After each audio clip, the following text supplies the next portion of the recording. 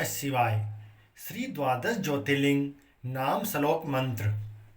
सौराष्ट्रे सोमनाथं च श्रीशैले मल्लिकार्जुनम् उज्जयिनामकालम् ओंकारं परमेश्वरं केदारं हिमवत्पृष्ठे डाकिन्यां भीमशङ्करं वाराणस्यां च विश्वेशं त्र्यम्बकं गौतमी तटे वैद्यनाथं चिताभूमौ नागेशं दारुकावने सेतुबन्धे च रामेशं गुस्मेशं च शिवालये द्वादशतानि नामानि प्रातरुत्थाय पठेत् सप्तजन्म कृतं पापं स्मरणेन विनश्यति। श्री शिवाय नमस्तुभ्यम। भगवान शिव के 12 ज्योतिर्लिंग देश के अलग अलग भागों में स्थित है। इन्हें द्वादश ज्योतिर्लिंग के नाम से जाना जाता है। इन ज्योतिर्लिंग के दर्शन, पूजन, आराधना से भक्तों के जन्म जन्मांतर के सारे पाप समाप्त हो जाते हैं और वे भगवान शिव की कृपा के पात्र बनते हैं। आइए जानते हैं द्वादश ज्योतिर्लिंगों की कथा के बारे में। पहला है श्री सोमनाथ।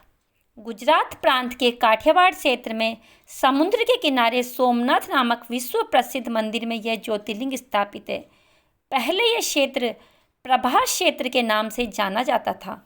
यहीं भगवान श्री कृष्ण ने जरा नामक व्याध के बाण को निमित्त बनाकर अपनी लीला का संवरण किया था। यहाँ के ज्योतिर्लिंग की कथा का पुराणों में इस प्रकार से वर्णन है। दक्ष प्रजापति की 27 कन्याएं थे। उन सभी का विवाह चंद्रदेव के साथ हुआ था, किंतु चंद्रमा का समस्त अनुराग व प्रेम उनमें से केवल रोहिणी के प्रति ही रहता था। उनके इस कृत्य से दक्ष प्रजापति की अन्य कन्याएं बहुत अप्रसन्न रहती थी। उन्होंने अपनी यह व्यथा कथा अपने पिता को सुनाई। दक्ष प्रजापति ने इसके लिए चंद्रदेव को अनेक प्रकार से समझाया, किंतु रोहिणी के वशीभूत उनके हृदय पर इसका कोई प्रभाव नहीं पड़ा। अतः दक्ष ने क्रुद्ध होकर उन्हें क्षयग्रस्त हो जाने का शाप दे दिया। इस शाप के कारण चंद्रदेव तत्काल क्षयग्रस्त हो गए। उनके क्षयग्रस्त होते ही पृथ्वी पर सुधा शीतलता वर्षण का सारा कार्य रुक गया। चारों ओर त्राही त्राही मच गई। चंद्रमा भी बहुत दुखी और चिंतित थे।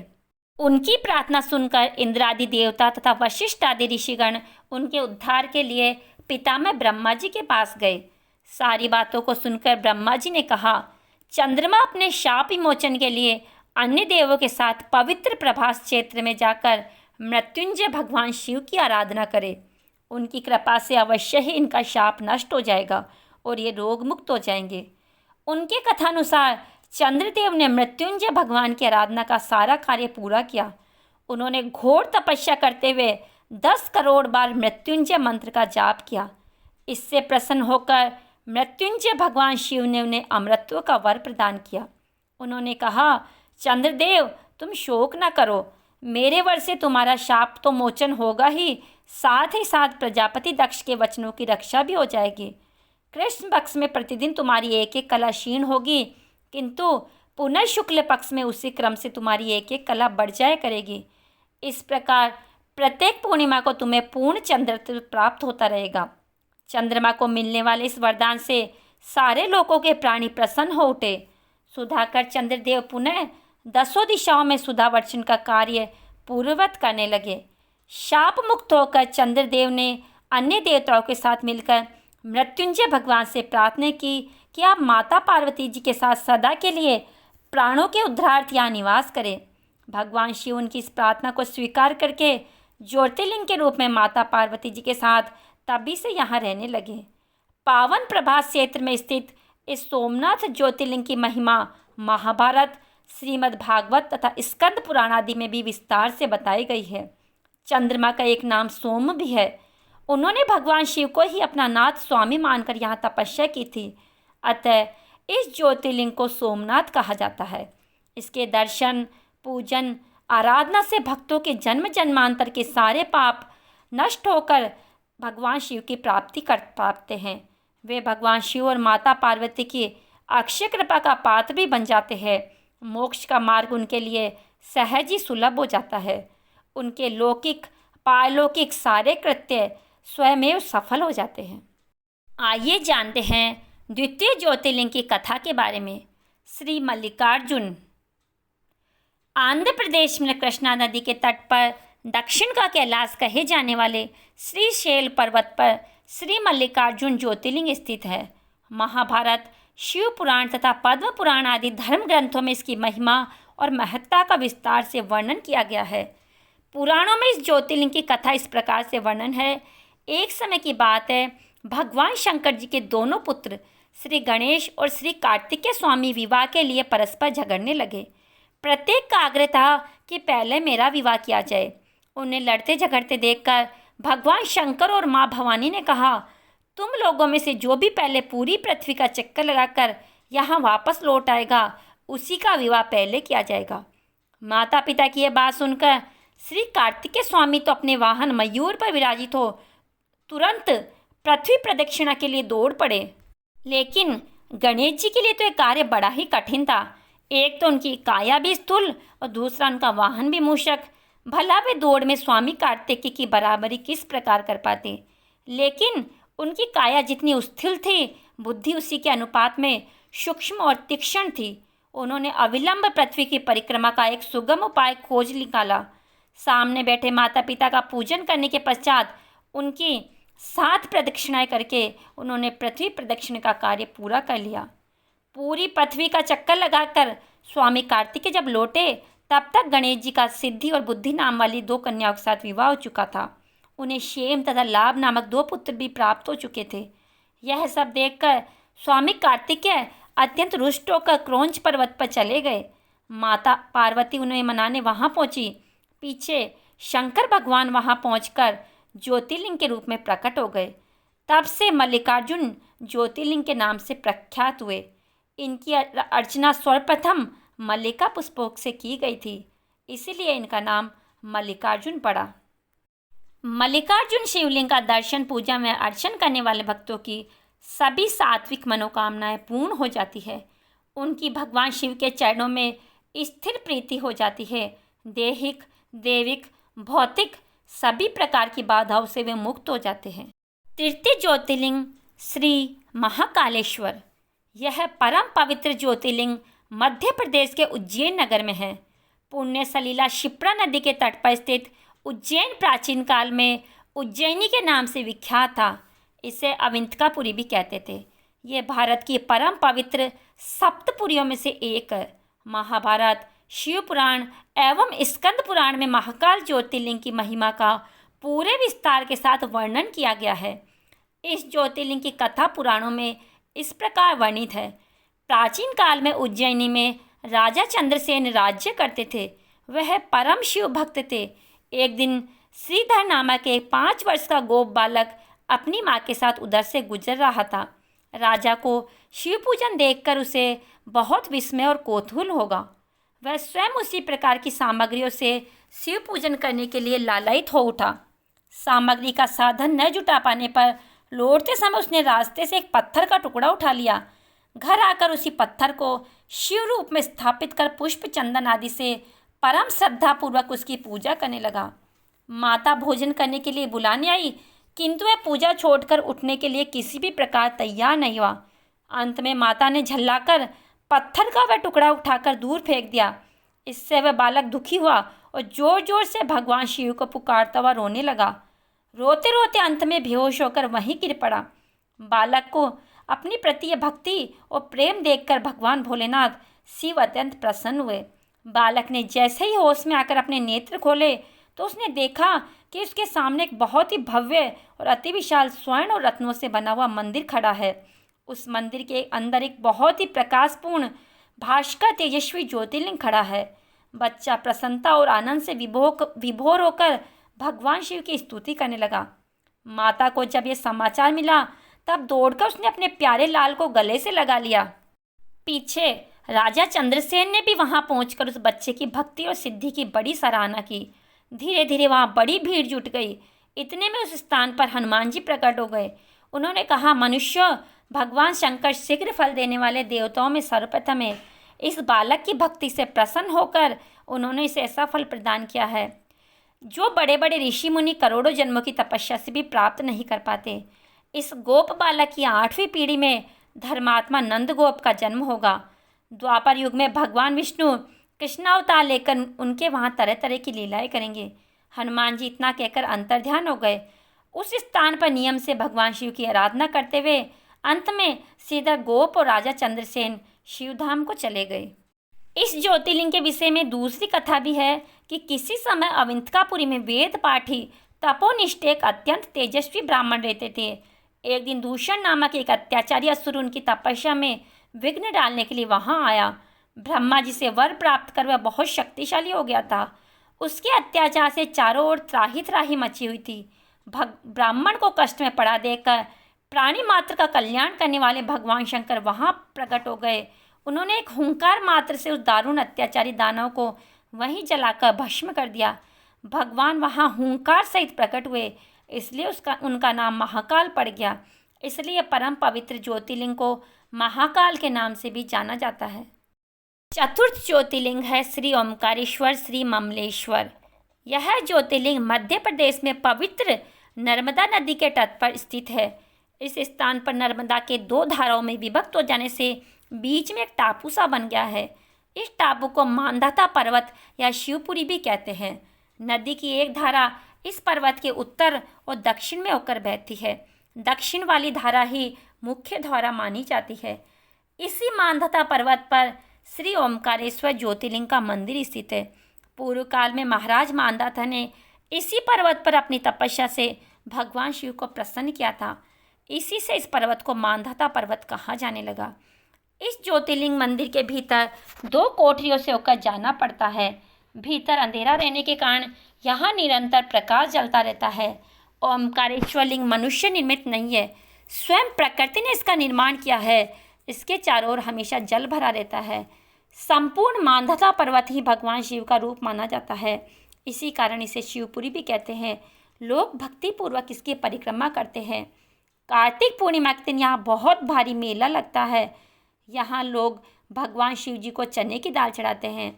रात्रि को शिव आरती का कार्यक्रम बड़ी भव्यता के साथ होता है। इस ओमकारेश्वर ज्योतिर्लिंग के 2 स्वरूप है। एक को ममलेश्वर के नाम से जाना जाता है। यह नर्मदा नदी के दक्षिण तट पर और ओमकारेश्वर से थोड़ी दूर हटकर है। पृथक होते हुए दोनों की गणना एक में ही की जाती है। लिंग के 2 स्वरूप होने की कथा पुराणों में इस प्रकार दी गई है। एक बार विंध्य पर्वत ने पार्थिव अर्चना के साथ भगवान शिव की 6 मास तक कठिन उपासना की थी। उनकी उपासना से प्रसन्न होकर भूत भवन शंकर वहाँ प्रकट हुए। उन्होंने विंध्य को उनके मनवांछित वर प्रदान किए। विंध्याचल की इस वर प्राप्ति के अवसर पर वहाँ बहुत से ऋषिगण और मुनि भी पधारे। उनकी प्रार्थना पर शिवजी ने अपने ओमकारेश्वर नामक लिंग के 2 भाग किए। एक का नाम ओमकारेश्वर और दूसरे का ममलेश्वर पड़ा। दोनों लिंगों का स्थान और मंदिर पृथक होते हुए दोनों की सत्ता और स्वरूप एक ही माना गया है। शिव पुराण में इस ज्योतिर्लिंग की महिमा का विस्तार से वर्णन किया गया है। श्री ओमकारेश्वर और श्री ममलेश्वर के दर्शन का पुण्य बताते हुए नर्मदा स्नान के पावन फल का भी वर्णन किया गया है। प्रत्येक मनुष्य को इस क्षेत्र की यात्रा अवश्य करनी चाहिए। लौकिक परलौकिक दोनों प्रकार के उत्तम फलों की प्राप्ति भगवान ओमकारेश्वर की कृपा से सहज हो जाती है। अर्थ धर्म काम मोक्ष सभी साधन उसके लिए सहज ही सुलभ प्राप्त हो जाते हैं। अंततः उसे लोकेश्वर महादेव भगवान शिव के परम धाम की प्राप्ति भी हो जाती है। आइए जानते हैं श्री ज्योतिर्लिंग केदारनाथ के बारे में। यह ज्योतिर्लिंग पर्वतराज हिमालय की केदार नामक चोटी पर स्थित है। पुराणों व शास्त्रों में श्री केदारेश्वर ज्योतिर्लिंग की महिमा का वर्णन बारंबार किया गया है। यहाँ की प्राकृतिक शोभा देखते ही बनती है। इस चोटी के पश्चिम भाग में पुण्यमती मंदाकिनी नदी के तट पर स्थित केदारेश्वर महादेव का मंदिर अपने स्वरूप से ही हमें धर्म और आध्यात्म की ओर बढ़ने का संदेश देता है। इस अति पवित्र पुण्य फलदायी ज्योतिर्लिंग की स्थापना के विषय में पुराणों में यह कथा वर्णित है। अनंत रत्नों के जनक अतिशय पवित्र तपस्वियों ऋषियों सिद्ध देवताओं की निवास भूमि पर्वतराज हिमालय के केदार नामक अत्यंत शोभाशाली श्रृंग पर महातपस्वी श्री नर और नारायण ने बहुत वर्षों तक भगवान शिव को प्रसन्न करने के लिए बड़ी कठिन तपस्या की थी। कई हजार वर्षों तक वे निराहार रहकर एक पैर पर खड़े होकर शिव नाम का जप करते रहे। इस तपस्या से सारे लोकों में उनकी चर्चा होने लगी। देवता ऋषि मुनि यक्ष गंधर्व सभी उनकी साधना और संयम की प्रशंसा करने लगे। चराचर के पितामह ब्रह्मा जी और सबका पालन पोषण करने वाले भगवान विष्णु भी महातपस्वी नर नारायण के तप की भूरी भूरी प्रशंसा करने लगे। अंत में भगवान शंकर उनकी इस कठिन साधना से प्रसन्न हो उठे। उन्होंने प्रत्यक्ष प्रकट होकर उन दोनों ऋषियों को दर्शन दिए। नर और नारायण ने भगवान भोलेनाथ के दर्शन से भाव विह्वल होकर, आनंद विभोर होकर बहुत प्रकार की पवित्र स्तुति और मंत्रों से उनकी पूजा अर्चना की। भगवान शिव जी ने अत्यंत प्रसन्न होकर उनसे वर मांगने को कहा। भगवान शिव की यह बात सुनकर दोनों ऋषियों ने उनसे कहा, देवादिदेव महादेव, यदि आप हम पर प्रसन्न हैं तो भक्तों के कल्याण हेतु आप सदा सर्वदा के लिए अपने स्वरूप को यहाँ स्थापित करने की कृपा करें। आपके यहाँ निवास करने से यह स्थान सभी प्रकार से पवित्र हो उठेगा। यह आपको दर्शन पूजन करने वाले मनुष्यों को आपकी अविनाशनी भक्ति प्राप्त हुआ करेगी। प्रभु, आप मनुष्य के कल्याण और उद्धार के लिए अपने स्वरूप को यहाँ स्थापित करें और हमारी प्रार्थना स्वीकार करें। उनकी प्रार्थना सुनकर भगवान शिव ने ज्योतिर्लिंग के रूप में वहाँ वास करना स्वीकार किया। केदार नामक हिमालय श्रृंग पर स्थित होने के कारण इस ज्योतिर्लिंग को श्री केदारेश्वर ज्योतिर्लिंग के नाम से जाना जाता है। जो भी भक्त यहाँ दर्शन पूजन तथा स्नान करने से भक्तों को लौकिक फलों की प्राप्ति होने के साथ साथ अचल शिव भक्ति व मोक्ष की प्राप्ति भी होती है। आइए जानते हैं अब श्री भीमेश्वर ज्योतिर्लिंग के बारे में। यह ज्योतिर्लिंग पुणे से लगभग 100 किलोमीटर दूर सह्याद्री की पहाड़ी पर स्थित है। इसे भीमशंकर भी कहते हैं। इस ज्योतिर्लिंग की स्थापना के विषय में शिव पुराण में यह कथा वर्णित है। प्राचीन काल में भीम नामक एक महाप्रतापी राक्षस था। वह कामरूप प्रदेश में अपनी माँ के साथ रहता था। वह महाबली राक्षस रावण के छोटे भाई कुंभकर्ण का पुत्र था, लेकिन उसने अपने पिता को कभी देखा न था। उसके होश संभालने के पूर्व ही भगवान राम के द्वारा कुंभकर्ण का वध कर दिया गया था। जब वह युवावस्था को प्राप्त हुआ तब उसकी माता ने उसे सारी बातें बताई। भगवान विष्णु के अवतार श्री रामचंद्र जी द्वारा अपने पिता की वध की बात सुनकर वह महाबली राक्षस अत्यंत संतप्त और क्रुद्ध हो उठा। अब निरंतर भगवान श्री हरि के वध का उपाय सोचने लगा। उसने अपने अभीष्ट की प्राप्ति के लिए 1000 वर्ष तक कठिन तपस्या की। उसकी तपस्या से प्रसन्न होकर ब्रह्मा जी ने उसे लोक विजयी होने का वर दे दिया। अब तो वह राक्षस ब्रह्मा जी के उस वर के प्रभाव से सारे प्राणियों को पीड़ित करने लगा। उसने देवलोक पर आक्रमण करके इंद्र आदि सारे देवताओं को वहां से बाहर निकाल दिया। पूरे देवलोक पर अब भीम का अधिकार हो गया। इसके बाद उसने भगवान श्री हरि को भी युद्ध में परास्त कर दिया। श्री हरि को पराजित करने के पश्चात उसने कामरूप के परम शिव भक्त राजा सुदक्षिण पर आक्रमण करके उन्हें मंत्रियों अनुचरों सहित बंदी बना लिया। इस प्रकार धीरे धीरे उसने सारे लोकों पर अपना अधिकार जमा लिया। उसके अत्याचार से वेदों, पुराणों, शास्त्रों और स्मृतियों का सर्वत्र एकदम लोप हो गया। वह किसी को कोई भी धार्मिक कृत्य नहीं करने देता था। इस प्रकार यज्ञ, दान तथा तप, स्वाध्याय आदि के सारे काम एकदम रुक गए। भीम के अत्याचार की भीषणता से घबराकर ऋषि मुनि और देवगण भगवान शिव की शरण में गए। उनसे अपना तथा अन्य सारे प्राणियों का दुख कहा। उनकी यह प्रार्थना सुनकर भगवान शिव ने कहा, मैं शीघ्र ही उस अत्याचारी राक्षस का संहार करूंगा। उसने मेरे प्रिय भक्त कामरूप नरेश सुदक्षिण को भी सेवकों सहित बंदी बना लिया है। वह अत्याचारी असुर और अधिक जीवित रहने का अधिकारी नहीं है। भगवान शिव से यह आश्वासन पाकर ऋषि मुनि और देवगण अपने अपने स्थान को लौट गए। इधर राक्षस भीम के बंदीगृह में पड़े हुए राजा सदक्षिण ने भगवान शिव का ध्यान किया। वे अपने सामने पार्थिव शिवलिंग रखकर अर्चना कर रहे थे। उन्हें ऐसा करते देख क्रोधोन्मत्त होकर राक्षस भीम ने अपनी तलवार से उस पार्थिव शिवलिंग पर प्रहार किया, किंतु उसकी तलवार का स्पर्श उस लिंग से हो ही नहीं पाया। उसके भीतर से साक्षात शंकर भगवान प्रकट हो गए। उन्होंने अपनी हुंकार मात्र से उस राक्षस को वहीं जलाकर भस्म कर दिया। भगवान शिव का यह अद्भुत कृत्य देखकर सारे ऋषि मुनि और देवगण वहाँ एक होकर उनकी स्तुति करने लगे। उन लोगों ने भगवान शिव से प्रार्थना की कि हे महादेव, आप लोक कल्याण तब सदा के लिए यही निवास करें। यह क्षेत्र शास्त्रों में अपवित्र बताया गया है। आपके निवास से यह परम पवित्र पुण्य क्षेत्र बन जाएगा। भगवान शिव ने सबकी प्रार्थना स्वीकार कर ली। वहाँ पर वह ज्योतिर्लिंग के रूप में सदा के लिए निवास करने लगे। उनका यह ज्योतिर्लिंग भीमेश्वर के नाम से विख्यात हुआ। अब आइए जानते हैं काशी विश्वनाथ की कथा के बारे में। यह ज्योतिर्लिंग उत्तर भारत की प्रसिद्ध नगरी काशी में स्थित है। इस नगरी का प्रलयकाल में भी लोप नहीं होता। उस समय भगवान अपनी वास भूमि इस पवित्र नगरी को अपने त्रिशूल पर धारण कर लेते हैं और षष्ठी काल आने पर पुनः यथास्थान रख देते हैं। षष्ठी की आदि स्थली भी इसी नगरी को बताया गया है। भगवान विष्णु ने इसी स्थान पर षष्ठी कामना से तपस्या करके भगवान शंकर को प्रसन्न किया था। अगस्त्य मुनि ने भी इस स्थान पर अपनी तपस्या द्वारा भगवान शिव को संतुष्ट किया था। इस पवित्र नगरी की महिमा ऐसी है कि यहाँ जो भी प्राणी अपने प्राण त्याग करता है उसे मोक्ष की प्राप्ति होती है। भगवान शंकर उसके कान में तारक मंत्र का उपदेश करते हैं। इस मंत्र के प्रभाव से पापी प्राणी भी सहज ही भवसागर की बाधाओं से प्राप्त हो जाते हैं। इस परम ज्योतिर्लिंग के संबंध में यह कथा कही गई है। भगवान शंकर पार्वती जी से विवाह करके कैलाश पर्वत रह रहे थे, लेकिन वहाँ पिता के घर में ही विवाहित जीवन बिताना पार्वती जी को अच्छा न लगा। एक दिन उन्होंने भगवान शिव से कहा, आप मुझे अपने घर ले चलिए, यहाँ रहना मुझे अच्छा नहीं लगता। सारी लड़कियाँ शादी के बाद अपने पति के घर जाती है, मुझे पिता के घर में रहना पड़ रहा है। भगवान शिव ने उनकी ये बात स्वीकार कर ली और माता पार्वती जी को साथ लेकर अपने पवित्र नगरी काशी में आ गए। यहाँ आकर वे विश्वनाथ ज्योतिर्लिंग के रूप में स्थापित हो गए। इस ज्योतिर्लिंग के दर्शन पूजन द्वारा मनुष्य समस्त पापों तापों से छुटकारा पा जाता है। प्रतिदिन नियम से श्री विश्वनाथ के दर्शन करने वाले भक्तों के योगक्षेम का समस्त भार भगवान शंकर अपने ऊपर ले लेते हैं। ऐसा भक्त उनके परम धाम का अधिकारी बन जाता है और भगवान शिव की कृपा उस भक्त पर सदैव बनी रहती है। अब आइए जानते हैं श्री त्र्यंबकेश्वर के बारे में। यह ज्योतिर्लिंग महाराष्ट्र प्रांत में नासिक से 30 किलोमीटर दूर पश्चिम में स्थित है। इस ज्योतिर्लिंग की स्थापना के विषय में शिव पुराण में कथा वर्णित है। एक बार महर्षि गौतम के तपोवन में रहने वाले ब्राह्मणों की पत्नियां किसी बात पर उनकी पत्नी अहिल्या से नाराज हो गई। उन्होंने अपने पतियों को ऋषि गौतम का अपकार करने के लिए प्रेरित किया। उन ब्राह्मणों ने इसके निमित्त भगवान श्री गणेश जी की आराधना की। उनकी आराधना से प्रसन्न हो गणेश जी ने प्रकट होकर उनसे वर मांगने को कहा। उन ब्राह्मणों ने कहा, प्रभु, यदि आप हम पर प्रसन्न हैं तो किसी प्रकार ऋषि गौतम को इस आश्रम से बाहर निकाल दे।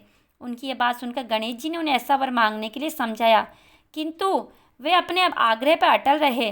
अतः गणेश जी को विवश होकर उनकी बात माननी पड़ी। अपने भक्तों का मन रखने के लिए वे एक दुर्बल गाय का रूप धारण करके ऋषि गौतम के खेत में जाकर रहने लगे। गाय को फसल चरते देख ऋषि बड़ी नरमी के साथ हाथ में तृण लेकर उसे हाँकने के लिए लपके। उन तृणों का स्पर्श होते ही वह गाय वहीं मरकर गिर पड़ी। अब तो बड़ा हाहाकार मच गया। सारे ब्राह्मण एकत्र हो गो हत्यारा कहकर ऋषि गौतम की भत्सना करने लगे। ऋषि गौतम इस घटना से बहुत दुखी हुए। अब उन सारे ब्राह्मणों से कहा कि तुम्हें यह आश्रम छोड़कर अन्यत्र कहीं दूर चले जाना चाहिए। गो हत्यारे के निकट रहने से हमें पाप लगेगा। विवश होकर ऋषि गौतम अपनी पत्नी अहिल्या के साथ वहाँ से एक कोस दूर जाकर रहने लगे, किंतु उन ब्राह्मणों ने वहाँ भी उनका रहना दूभर कर दिया। वह कहने लगे, गो हत्या के कारण तुम्हें अब वेद पाठ और यज्ञादि के कार्य करने का कोई अधिकार नहीं है।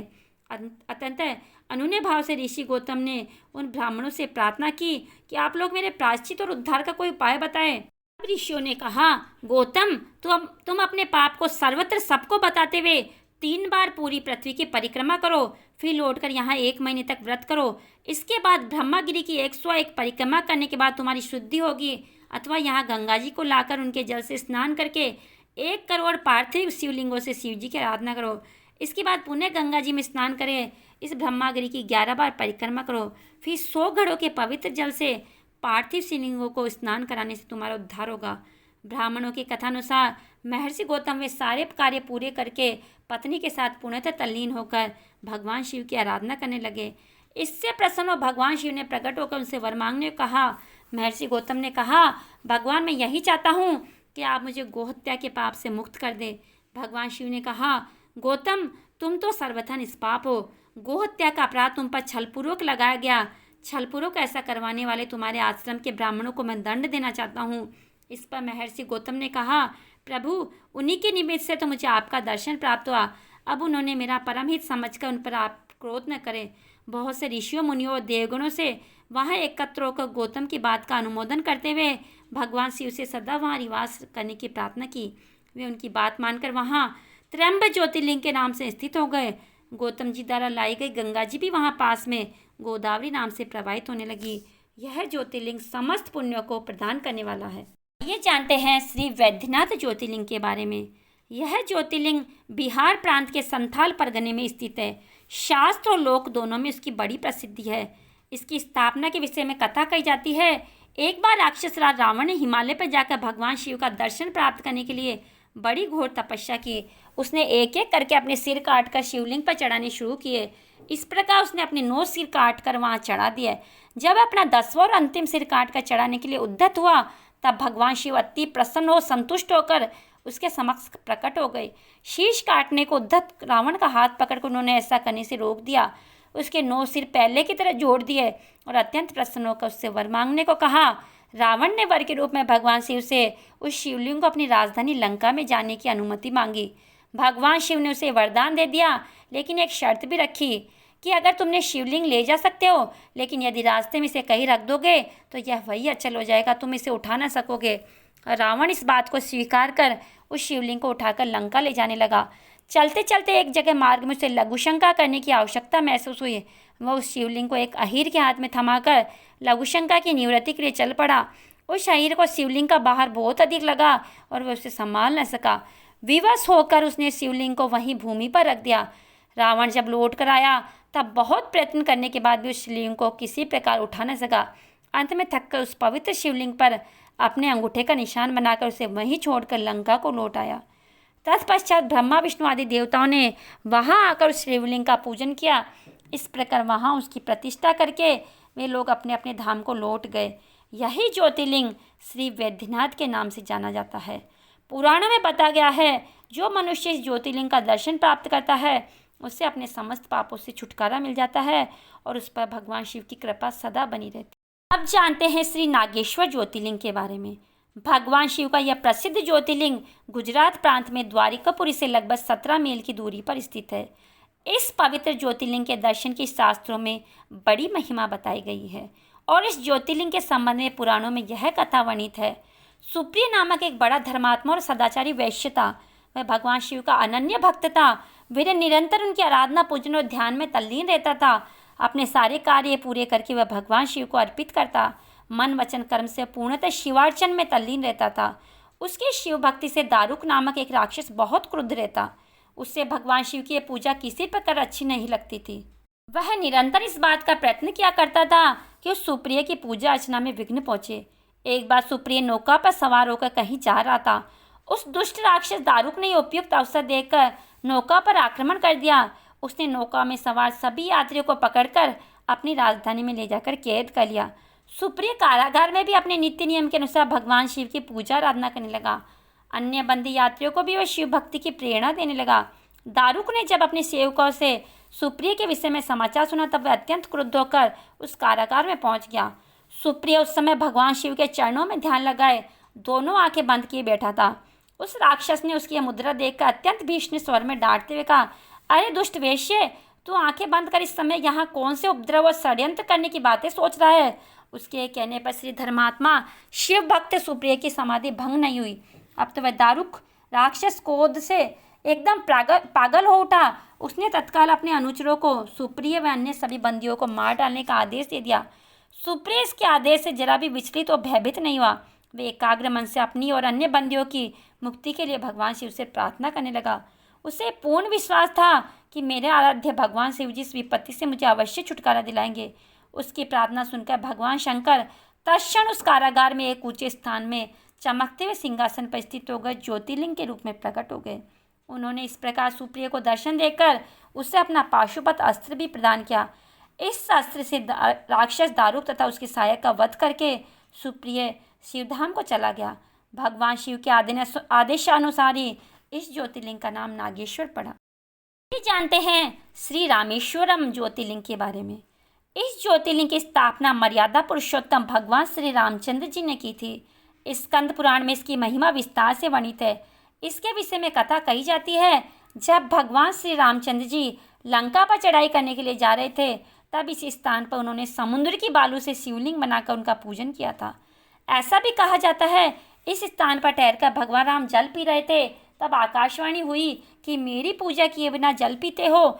इस वाणी को सुनकर भगवान श्री राम ने बालू से शिवलिंग बनाकर उनकी पूजा की तथा भगवान शिव से रावण पर विजय प्राप्त करने का वर मांगा। उन्होंने प्रसन्नता के साथ यह वर भगवान श्री राम को दे दिया। भगवान शिव ने लोक कल्याणार्थ ज्योतिर्लिंग के रूप में वहाँ निवास करने को सबकी प्रार्थना को भी स्वीकार किया। तभी से ज्योतिर्लिंग वहाँ पर विराजमान है। इस ज्योतिर्लिंग के विषय में एक कथा इस प्रकार भी है। जब भगवान श्री राम रावण का वध करके लौट रहे थे, तब उन्होंने अपना पहला पड़ाव समुद्र के उस पार गंधमादन पर्वत पर डाला था। वहाँ बहुत से ऋषि और मुनिगण भगवान श्री राम दर्शन के लिए आए थे। उन सभी का आदर सत्कार करते हुए भगवान राम ने उससे कहा था कि पुलस्त्य के वंशज रावण का वध करने के कारण मुझ पर ब्रह्म हत्या का पाप लग गया है। आप लोग मुझे इस निवृत्ति का उपाय बताइए। यह बात सुनकर वहाँ उपस्थित सारे ऋषि मुनियों ने एक स्वर में कहा कि आप यहाँ शिवलिंग की स्थापना कीजिए, इससे आप ब्रह्म हत्या के पाप से छुटकारा पा जाएंगे।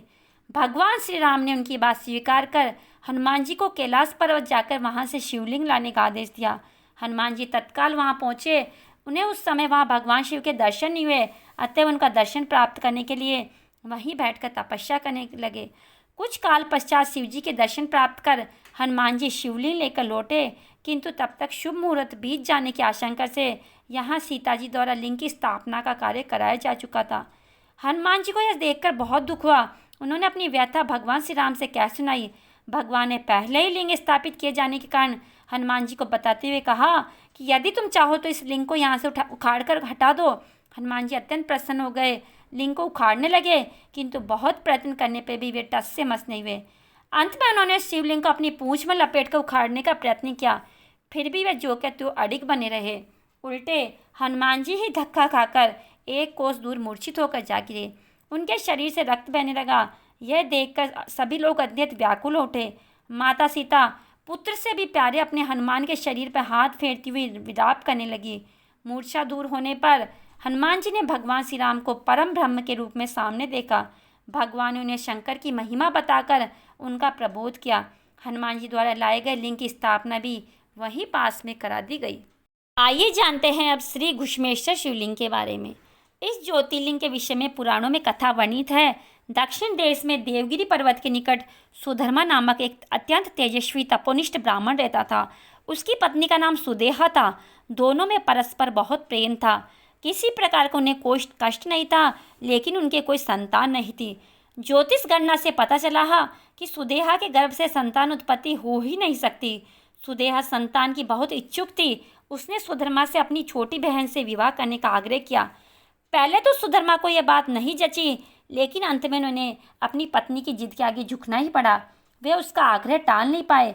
वे अपनी पत्नी की छोटी बहन घुष्मा को ब्याह कर घर ले आए। घुष्मा अत्यंत विनीत और सदाचारिणी स्त्री थी। वह भगवान शिव की अनन्य भक्ता थी। प्रतिदिन 101 पार्थिव शिवलिंग बनाकर हृदय की सच्ची निष्ठा के साथ उनका पूजन करती थी। भगवान शिव जी की कृपा से थोड़े ही दिन बाद उसके गर्भ से अत्यंत सुंदर और स्वस्थ बालक ने जन्म लिया। बच्चे के जन्म से सुदेहा और घुष्मा दोनों के ही आनंद का पान रहा। दोनों के दिन बड़े आराम से बीत रहे थे, लेकिन न जाने कैसे थोड़े ही दिनों बाद सुदेहा के मन में एक कुविचार ने जन्म ले लिया। वह सोचने लगी, मेरा तो इस घर में अब कुछ नहीं है, सब कुछ घुष्मा का है। मेरे पति पर भी उसने अधिकार जमा लिया, संतान भी उसी की है। यह कुविचार धीरे धीरे उसके मन में बढ़ने लगा। इधर घुष्मा का बालक भी बड़ा हो रहा था, धीरे धीरे जवान हो गया, उसका विवाह भी हो गया। अब तक सुधर्मा के मन का कुविचार रूपी अंकुर एक विशाल वृक्ष का रूप ले चुका था। अंत में एक दिन उसने घुष्मा के युवा पुत्र को रात को सोते समय मार डाला। उसके शव को ले जाकर उसने उसी तालाब में फेंक दिया जिसमें घुष्मा प्रतिदिन पार्थिव शिवलिंगों को फेंका करती थी। सुबह होते ही सबको इस बात का पता लगा। पूरे घर में कोहराम मच गया। सुधर्मा उसकी पुत्रवधू दोनों सिर पीट कर रोने लगे, लेकिन घुष्मा नित्य की भांति भगवान शिव की आराधना में तल्लीन रही, जैसे कुछ हुआ ही न हो। पूजा समाप्त करने के बाद वह पार्थिव शिवलिंगों को तालाब में छोड़ने के लिए चल पड़ी। जब वह तालाब से लौटने लगी, उसी समय उसका प्यारा लाल तालाब के भीतर से निकलकर आता हुआ दिखाई पड़ा। वह सदा की भांति आकर घुष्मा के चरणों में गिर पड़ा, जैसे कहीं आसपास ही घूमकर आ रहा हो। इसी समय भगवान शिव भी वहाँ प्रकट होकर घुष्मा से वर मांगने को कहने लगे। वह सुदेहा की घनौनी करतूत से अत्यंत क्रुद्ध हो उठे। अपने त्रिशूल द्वारा उसका गला काटने को उद्धत दिखलाई दे रहे थे। घुष्मा ने हाथ जोड़कर भगवान शिव से कहा, प्रभु, यदि आप मुझ पर प्रसन्न है तो मेरी उस अभागिन बहन को क्षमा कर दे।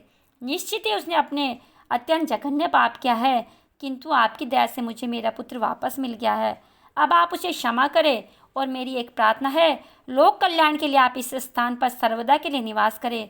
भगवान शिव ने उसकी ये दोनों बातें स्वीकार कर ली और ज्योतिर्लिंग के रूप में प्रकट होकर वहीं निवास करने लगे। सती शिव भक्त घुष्मा के आराध्य होने के कारण वे यहाँ घुष्मेश्वर महादेव के नाम से विख्यात हुए। घुष्मेश्वर ज्योतिर्लिंग की महिमा पुराणों में बहुत विस्तार से वर्णित की गई है। इनका दर्शन लोक परलोक दोनों के लिए अमोघ फलदायी है। ये हैं 12 ज्योतिर्लिंगों की कथा। अगर आपको ये कथा पसंद आई हो तो वीडियो को लाइक अवश्य करें और चैनल को सब्सक्राइब करना ना भूलें। बोलिए भगवान शंकर की जय।